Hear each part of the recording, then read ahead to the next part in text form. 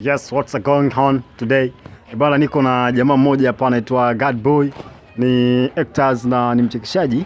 So leo acha tumfanyie dream check yake, tucheki jamaa anavaa nguo za bei gani. Bwana, mambo vipi? Poa poa, inakuaje bro? Fresh sasa. Bwana, tunataka tufanye dream check kidogo hapo, tucheki hiyo nguo zako hapo nini kuanzia juu mpaka chini. Ndio. Yes.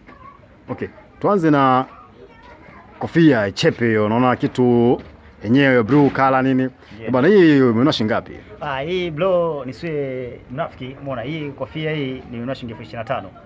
Yes, 25. Bwana, kofia 25 na hii t-shirt naona hapo unyama kabisa hapo. Bwana, hii bei gani imeenda? Hii t-shirt hii nimenunua dukani, kuna chumba moja hivi t-shirt wamenuzia 150,000 ya. 150,000. Okay, tucheki hapo. Unaona kuna suruali kali hapa unyama kabisa hii hapa hii. Bwana, hiyo ngapi imeenda hiyo mzee wangu? Hii suruali wamenifanyia 200,000 ya. 200,000 kamili nimechukua suruali. 200,000 au sio?